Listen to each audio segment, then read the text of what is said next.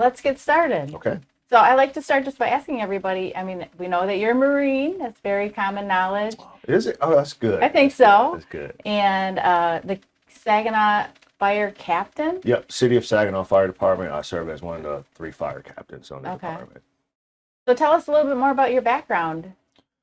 Well, I'm a lifelong resident of the city of Saginaw.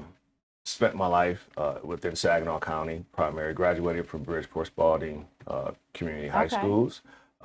Went off into the Marines and came back and started working many jobs.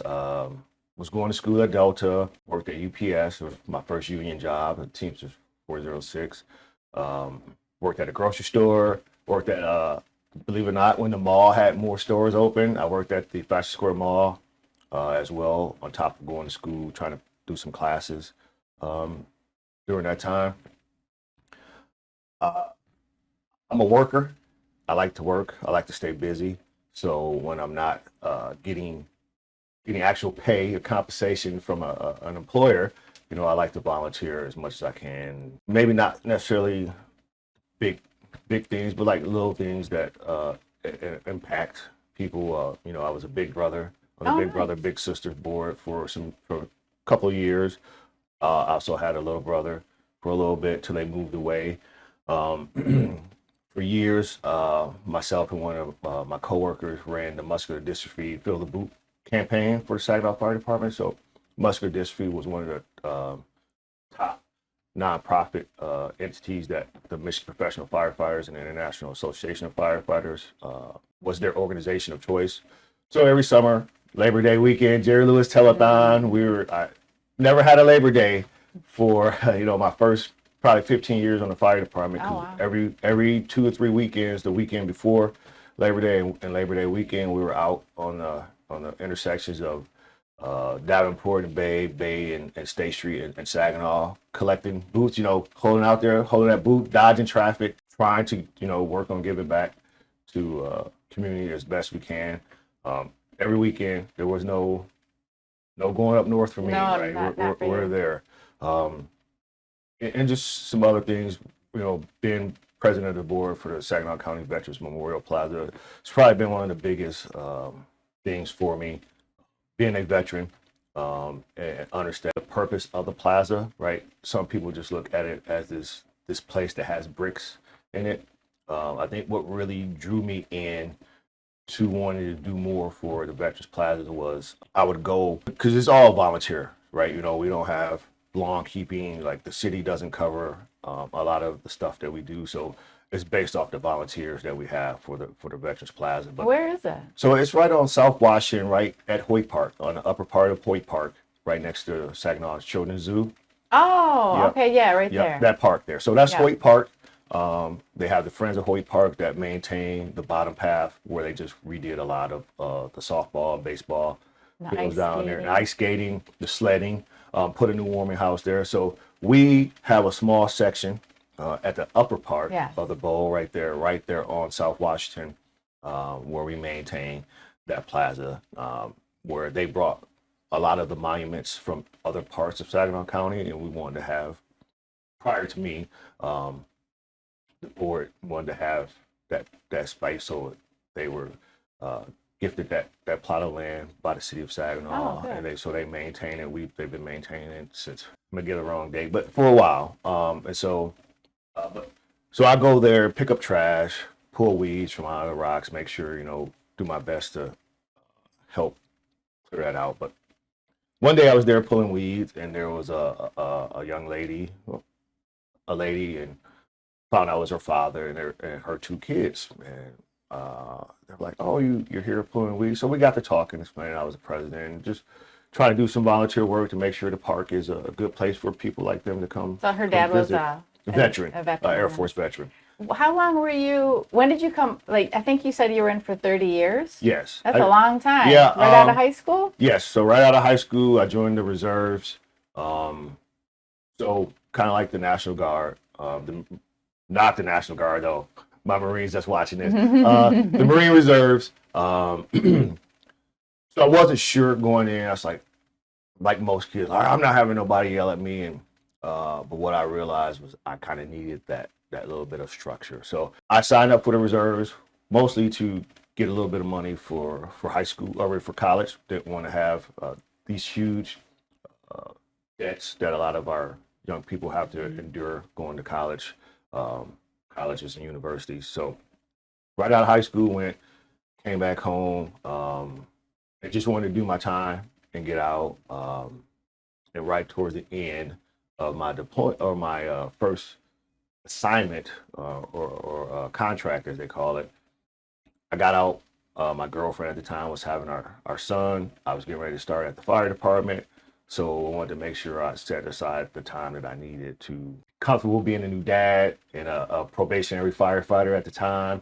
But after we kind of got settled, I went back into the Marines because I got out for probably about a year and a half. Okay. Like I said, so spend some time with my son, make sure I'm learning the craft of the fire service, and end up going back in like probably like around 2001.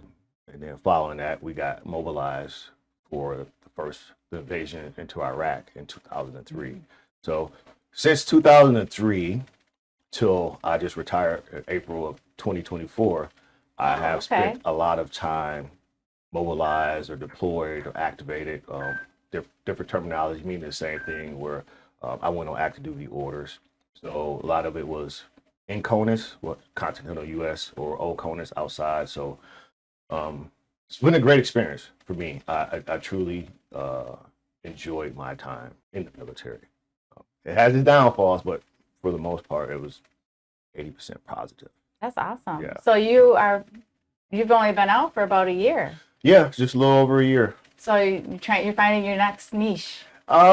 It was strange. I got out, and it was the first time, once again, 30 years, first time in 30 years that I only had one job. Like I said, I've always worked multiple jobs, always wanted to stay busy. As a young person, building up to that career, which I found, with the Saginaw Fire Department.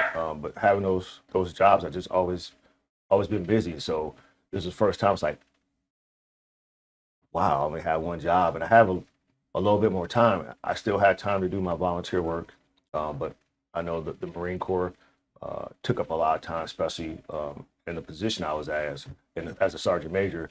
We had 1,500 Marines and sailors across 10 sites in 6 states. So my boss and I did a lot of traveling to these different sites because it is the reserve. So what do I do at this time? So I was like, well, maybe I'll find me a part-time job. And in that search for employment, I stumbled upon a position in the 35th Senate District Office for then State Senator Kristen McDonald-Rivet, which was, I don't want to say convenient, but funny because I was just her guest. So every year the State Senate holds a memorial service, and I was asked to be her guest in 2024 at the memorial service. So I filled out the application. Okay. I figured, they're not going to call me. I don't have, I don't know what the credentials are that you need. For the assistant. For the district assistant. District assistant for Kristen. Yeah. Okay. So I filled it out. I got a call back from her chief of staff at the time, and we talked and, went over some things and went through the process along with a couple other people. And I ended up getting the position. It was a part-time position that fit within my schedule.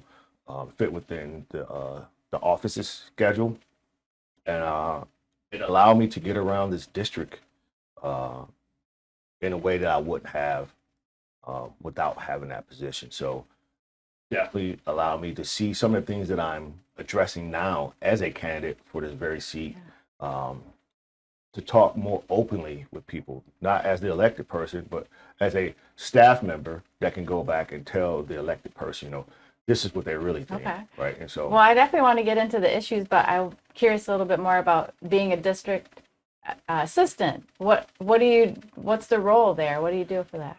So it's essentially I would attend meetings on behalf of the state senator, and I would deal a little bit with just starting to learn constituent services. So a lot of it, the district is big and the district is new. The 35th district wasn't Saginaw Bay and Midland prior to Kristen McDonald-Ribbit get elected there. So it was a new district.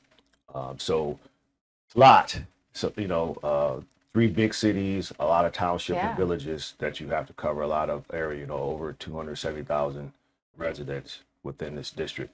So unfortunately, the state senator is only one person, and they have a lot of things. They have things in Lansing, they have things in Saginaw County, they have things in Bay County, they have things in Midland County. So me as a district assistant, I would work to help lighten the state senator's load by attending some of these meetings, anywhere from the Saginaw County superintendent's meeting to Farm Bureau farmers legislative breakfast to Midland Exchange Club's firefighter and police officer a year award ceremonies, many other endeavors, smaller gatherings that people wanted to be able to have their state senator represented at these meetings, so they can either see some of the work that they're doing, or personally thank them for ensuring that funding got to a lot of these nonprofits. So attending those meetings, coming back, submitting reports like, hey, this is what this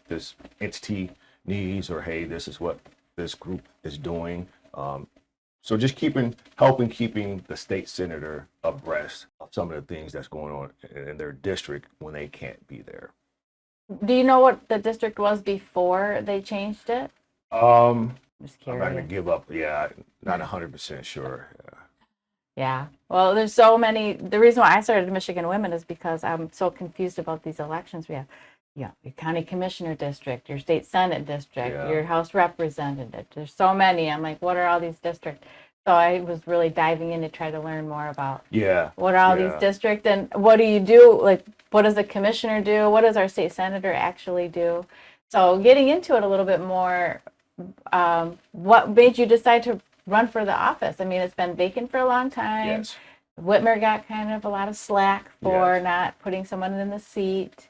And it's a short run from this first time, from May until December is when, and then if you want to do it again, you got to do a whole nother thing in November. Yep. So we have so we have the special election primary February 3rd, the special election general May 5th. At that point, you are finishing out the rest of the term from then State Senator Kristen McDonald-Ribbit. So you have to run again, maybe a primary, midterm primary in August, and then a general election in November. So there's up to 4 possible elections coming up for this seat here, and it is a lot. It's a lot, but you have to been through a lot. You have to have those leadership qualities to maintain the strength and the courage to continue on this path. But what got me here was once State Senator Kristen McDonald-Ribbit got elected to be our Congresswoman, obviously the seat became vacant as of January. As the district assistant, I'm like, okay, I don't know when the governor is going to call the special election, so this district still needs to have some sort of voice that can get information back to the state senate. I mean, yes, we have our state representative, Amos O'Neill, who just recently endorsed me, a very good friend of mine, but he only has most of Saginaw County, right? And then you have, he's the only Democratic state representative in our district. He's surrounded by other Republicans in Midland County, Bay County, Saginaw Township area, some of the outer parts of the county as well. So he can only do so much. The state senator covers a bigger swath of area. So I wanted to make sure that our constituents and these entities that I was already dealing with when we had a state senator still had a way for their concerns to get to the state senate. So I stayed in the office. There's no elected person there. It was just me. So I started working with the Senate caucus to make sure that the information that I got, it had somewhere to go. It didn't just die with Chedrick Greene out here running amok as a district assistant with no leadership in the office.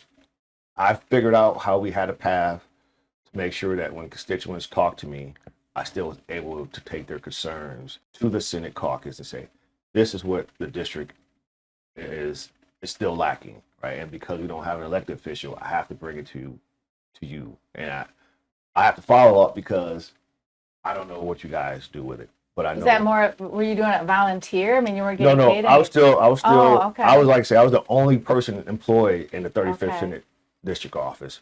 And Where is the office? Real so quick? in Lansing. Oh, okay. Do we have a space here in our district? No, there's no No. actual office Okay. for the district.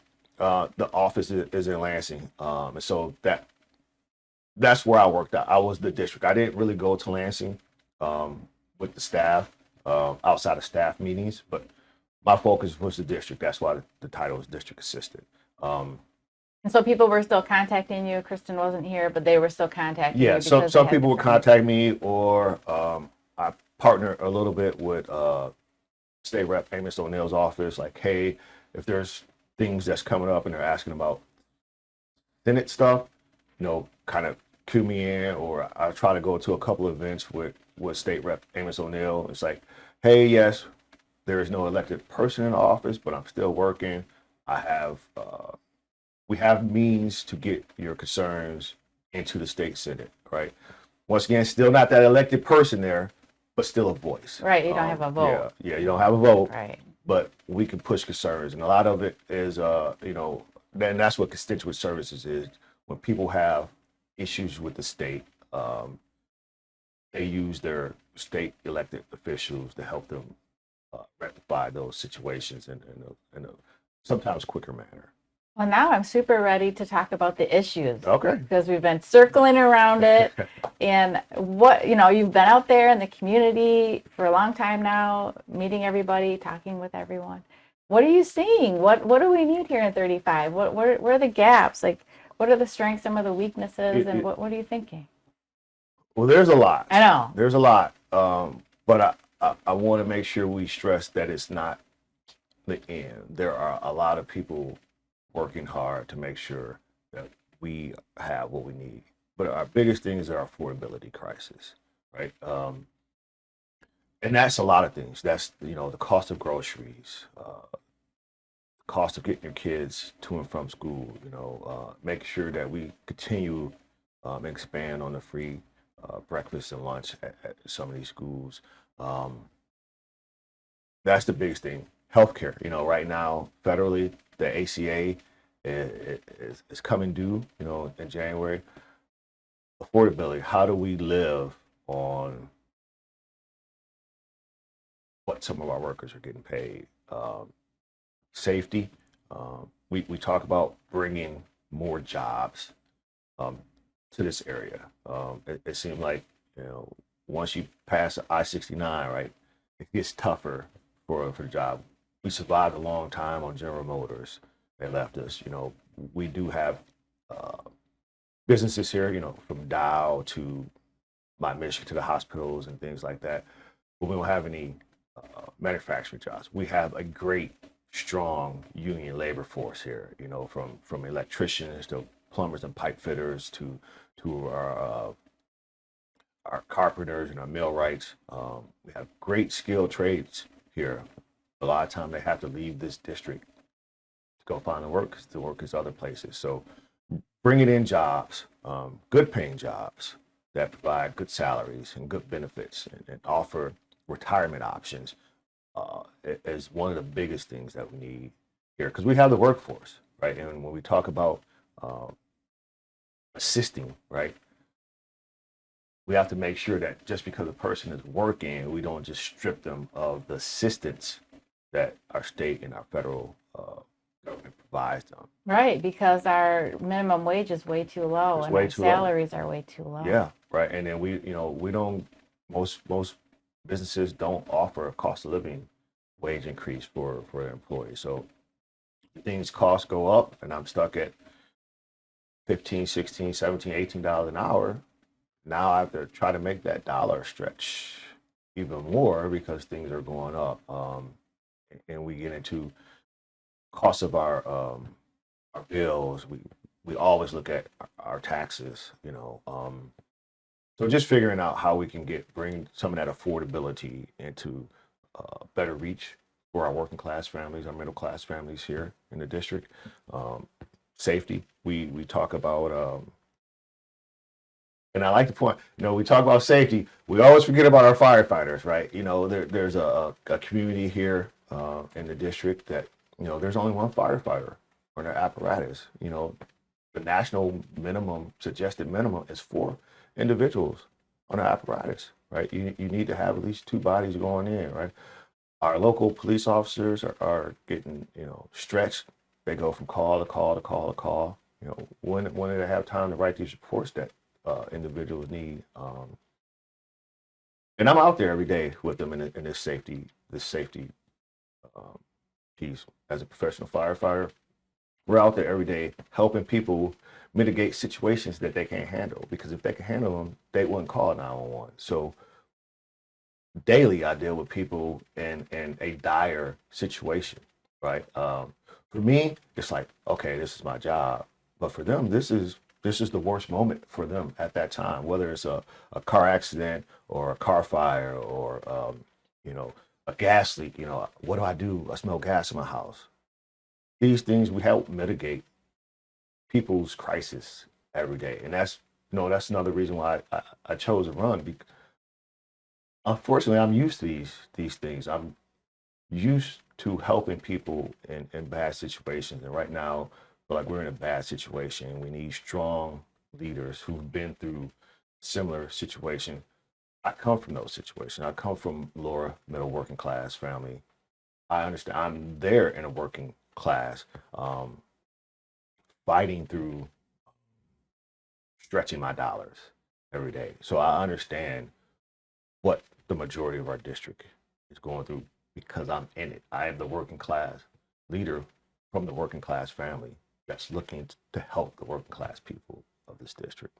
Yeah, well, I was talking with my husband about jobs. What are we going to do to bring jobs here? We have the medical diamond coming in. We've got Hemlock Semiconductor in Richland Township bringing some jobs. We got Corning bringing some jobs. We have Dow Chemical. I'm not really sure what Bay City's specialty is, but it kind of seems like each county has their own little specialty. Yeah. And I'm just excited to talk more about what are we going to do to actually bring jobs here, like shovel ready places. I'm not really sure. It's a little bit of everything, right? We can't have shovel ready places until we put the work in beforehand to make sure that shovel is ready to go into the ground. So that's part of the legislation piece, right? How do we make it attractive for businesses to come to Mid-Michigan, right? We have access to 75. We have access to freeways. We have access to the land is available, right? We have colleges and universities in the district that are very successful and produce great people that we need to retain here. I know. With that educational background, we need to retain the people we have, and we need to bring people in. We can't do that, without the 3 key things: affordability, safety, and our freedoms, right? So looking at how we bring that is, there's not one correct answer. There's many paths to take. So like every problem has a solution. How do we make it equitable for everybody? How do we make it equitable for the taxpayers? How do we make it equitable for the business that's coming here? And because you talk about the college and university, we have to make sure that we have the workforce that's ready to take those jobs once we get them here in the district. So it's a lot to put in. It's not an undoable thing. It's very doable. It's just making sure all the entities are on the same page when we get to that point. One of the things I hear some of the county commissioners talking about is businesses aren't going to come here because our crime is too high, in Saginaw specifically. What are your thoughts about how do we get Saginaw off that top crime list? So there's crime everywhere. There's crime in urban areas. There's crime in suburban areas. There's crime in rural areas. The crime is prevalent in all facets of this district. But it is a district, right? And so sometimes it's not about just Saginaw, right? Saginaw, Bay, and Midland need each other. Yeah, right? I agree. We need each other. Yeah. Not only for the numbers, but just because we're connected. It's the Great Lakes Bay region for a purpose. Yeah. Saginaw has the biggest name recognition Midland has a top Fortune 500 uh, corporation there. Bay has a lot of our functionalities. They have access to the Bay, great skilled trade working people living there, right? So we need each other more than we don't need each other. So it's working on that. And just to say Saginaw has this high crime, right? We have to realize Saginaw itself doesn't have the high crime, right? There's sectors of Saginaw that obviously dominate that portion, but there's also great places in Saginaw that you don't experience any crime. Ojibwe Island, Temple Theater, the Dow, the downtown area, Court Street by the courthouse. I mean, you name it. The area by Fuzzies. There's so many more areas that don't experience um, that increase of violence that we don't talk about. Once again, when I have a family come to have a picnic at the Veterans Plaza in the middle of Saginaw, just because of the serenity of it, and they have no issues, Dude, it right? is beautiful. It's so when we talk about crime, there is going to be crime everywhere. The level of crime may differ, but yet if we're going to just use the broad term of crime, there's crime everywhere. But how we help that is we make sure that our law enforcement have the tools that they need, but we also have to make sure that our preventionists have the tools they need, right? The easiest way to deter crime is to prevent crime and getting to the root of it, right? We have to make sure, we just pull a bunch of, not we, but the president just pulled professionalism from a lot of courses, and professions. Social working is one of those big things that get often overlooked, right? We need those social workers out there interacting with our youth in our schools, in our community centers, and other events to help prevent those things. But once again, if we're bringing businesses here and we're developing a workforce, that's going to take away some of those crime issues. Some of those things are because we don't have an abundance of jobs. We have the people, we have the workforce, we have the colleges and university here. We do. We just have to figure out how do we bring businesses to this district. That doesn't solve it all. Once again, all problems have a solution. How is it equitable? So putting these things into place as legislatively possible, as fast as possible, which is slow, but you start there, right? You don't get to 10 without starting at 1. So we got to get the first thing. What do you think about our schools in this area and the activities that the kids are, some of the schools in Saginaw I hear don't have like before and after school care. I hear a lot of talk about there's not a lot of programs for students. That might be one of the reasons why they might have higher crime rates. We got these young kids out there. I have a 20-year-old son. I have a 22-year-old daughter. She owns a tattoo shop, so she's doing really well. My son is working full time, and he's not going to college. He went to early college, and then he went to Saginaw Valley Saginaw Valley for about a year, and he pulled out because with AI and everything too. Right. He's like, I don't know what's going to happen, but I want my kids to stay here. And I want all these kids to be so successful. Right. I'm just worried about these kids. Right. Well, I will tell you, our public school system is doing well. I'm a product of the Saginaw Public Schools. My son went to public schools. So a lot of our public schools in general have dealt with 40 years of disinvestment by the Republicans, right? Mm-hmm. So even in this budget cycle, we were able to raise the per pupil funding. One raise for per pupil funding doesn't take away 40 years of disinvestment, of taking down that per pupil funding, taking away teachers' abilities to teach, putting more kids in the classroom, so the ratio becomes sometimes unmanageable. We have to continue to work on those things.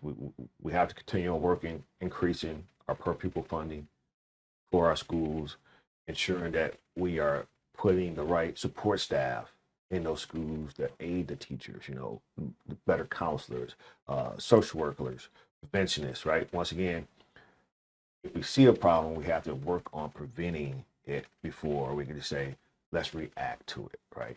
So we look at police, law enforcement, when we talk about the crime, they're reacting to those things. But if we put a little bit more on the front end, right? At 1, we can get to 5 and like meet in the middle, and we can start reducing it, right? We're not going to stop so many things. Some people just want to be bad, right? It's kind of like the villains in Batman, Right. Some people just want to see the world burn. But if we can stop most of that, give people opportunities, put things in place, help our community centers that want to have these after school programs. It takes time and money to get that, right?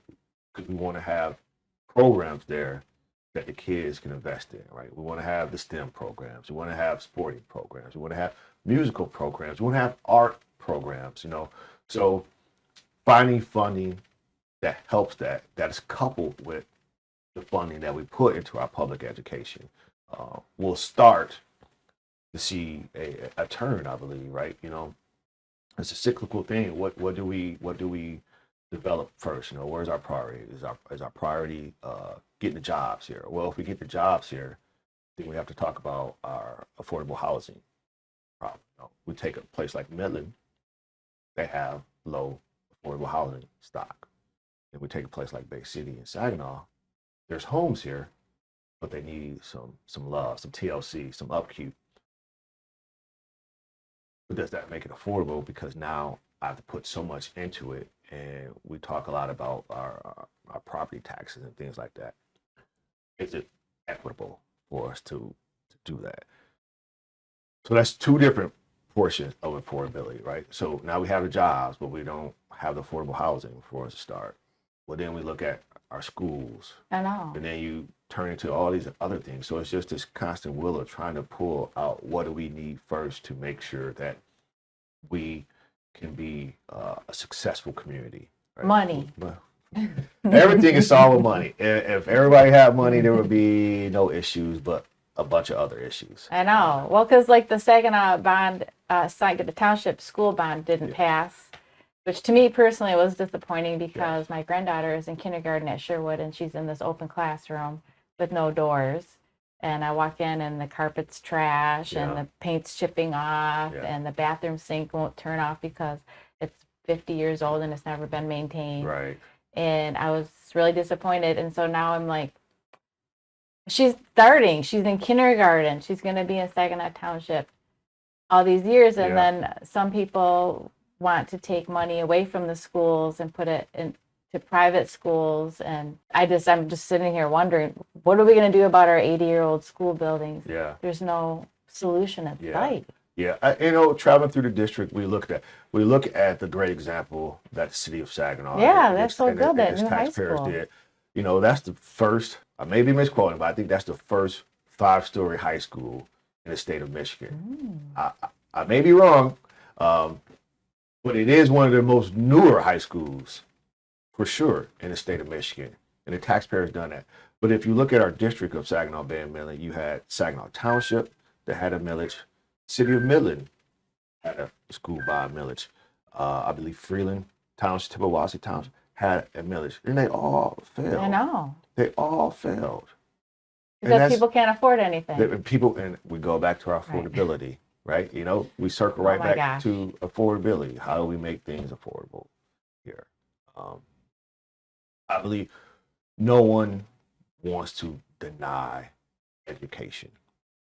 I truly believe that. Once again, there are some bad people out there that wants to keep us in the dark. I won't say who, but for the most part, we need strong public school education, right? Because whatever you do or don't do, a lot of it is based off the instruction that you get in your youth years. Myself, I was a lazy student. I can look back in these later years in life, it's like I missed so many golden opportunities that were presented to me. And I don't want that to happen to our youth today. Right, mentorship. mentorship. Mentorship. I want our youth to be able to have the full range of opportunities out there. I know one of the things I was talking about to my fire chief was one time is like working for the city of Saginaw. That's my example. I get to use. We have a lot of open jobs just in the city itself. Anywhere from the people who plow the snow to firefighters to law enforcement to the city clerk's office to the tree trimmers to our streets and our streets division, our water shop. All these jobs, I says, we have a brand new, magnificent high school right across the river.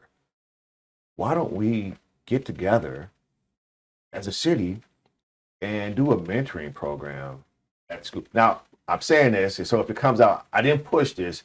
This was in the initial talks with my fire chief. Like, how can I talk to the city manager and say, is this a doable thing? Let us be the ones, the city of Saginaw, and its employees start this off, and then we can bring in other entities. But let's get over there. Let's introduce these students to opportunities they never knew of. High school, I think I'm a pretty decent, successful firefighter in that realm. I never knew I could be a firefighter when I was in high school. Never knew how I could be a law enforcement person, right? So once again, those are opportunities that we missed in those development phase. So when we say, oh, you're getting ready to graduate in 2 years, what do you want to do? And the student's like, I think I heard somebody say you can drive trucks, or you can go to the military, you can go to college. That's my only options. Well, you like to be outside. You like to make sure the lawns are good. Ever thought about landscaping or agricultural, right? It is possible because you live in a city that you can still be a farmer, right? These are things that we aren't exposed to in certain areas. So I know a local architect firm in the city of Saginaw has openings for surveyors and things like, I'm like, what is a surveyor? What does a surveyor do? Right. And so when I bring up, have you thought about being a surveyor? I don't even know what that is. It's an architect, right? We have to expose as many opportunities to our young people to take on these challenges of these open jobs that are in our area as we work to bring in new manufacturing and other entities, once again, to have a workforce, right? So we're developing our workforce by introducing them to jobs and opportunities that aren't normally presented in a daily setting. I agree 100% with that. Yeah. Kids just don't even know, and even adults don't even know what jobs are, what they do, or what are the opportunities available. Right.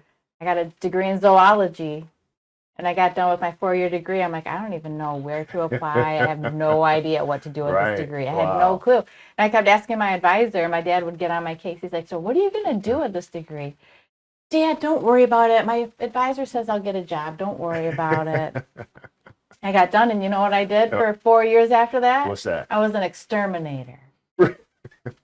Okay. I don't mean to laugh at it, but okay. Well, because I worked right out of college, I got a job at the mosquito control. Okay, yep. Just because it was like the summer, I just got done with college, and it was 7 to 3, and I could still go out and party with my friends at night.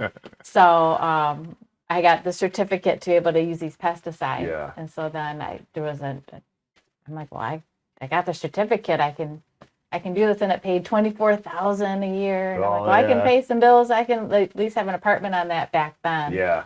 But yeah, then I went to be a teacher, and I got a teaching certificate. I'm like, no, I don't want to do that.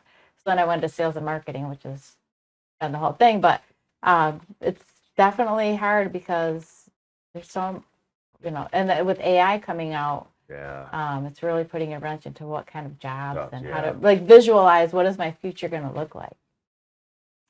Well, I will tell you, AI cannot fix your pipes. AI cannot fix your electricity. AI can't build your roads. So, we always have a need for our skilled trade laborers and union folks. So there's certain things AI can do, but there's also things where we just need good people in those spaces to make sure that we have the workforce ready to come in. So awesome. AI is doing a lot. What do you think about those data centers? Oh, I just had this conversation, I think yesterday, IBEW, the locals have endorsed me, and they're looking at data centers. They're going to other states if they don't come here, but also understand the beauty of Michigan, the Great Lakes, our forest, and our things. Once again, every problem has a solution. How do you make it equitable? Ask AI. Yeah. Yeah. Data centers is a very hot topic right now, and I would be incorrect to give an incorrect answer. Right. It's Now. definitely a But catch it's 22. definitely, yeah. There are Like all everything. about creating jobs, but also let's protect the beauty of Michigan. So how do we do both? How do we employ people? How do we keep a beautiful Michigan? Well, we're humans and we've done a lot of really good things over the years. I feel like we can figure it out. Yes, we can. Good leadership. We can. It's definitely that. Definitely that. Yes. So as we wrap this up, Chedrick, is there any final comments or words or thing you want to share about your vision for District 35? I just leave with this. My parents are from northern Louisiana. In their younger days, they came to Michigan. They came to Michigan because it was the hub for working and middle class people in this country. Michigan was the place. So, they left the Jim Crow South for better opportunities here in Michigan. And I want to restore those opportunities. I want to bring back those opportunities for the working and middle class, to build that back up, to making not only this district, but the state the place that people want to come to. We want to be able to retain our current citizens and bring in those citizens, right?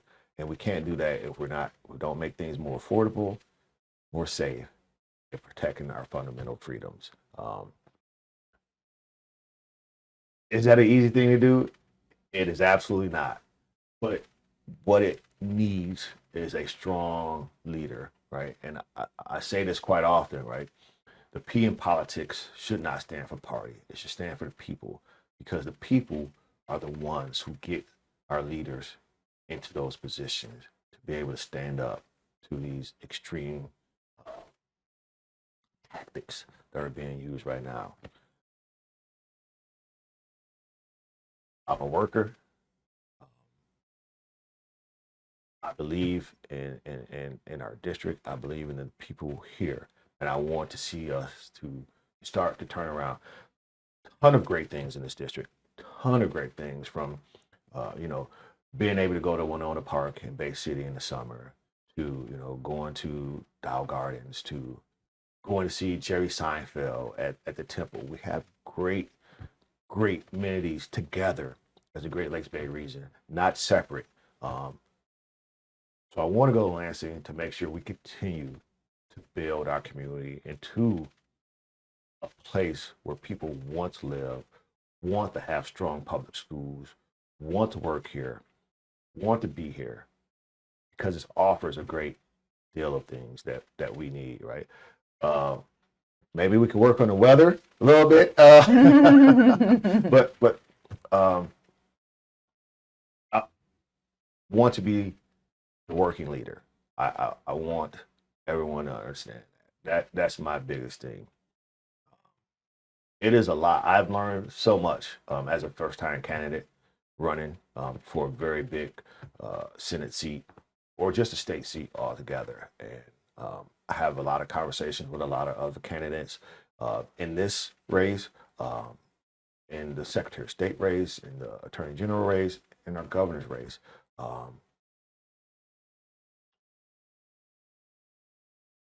Truly to want to make this state better. There's a lot of different versions of how you do that. The only version I know is to work hard for the people that elect me.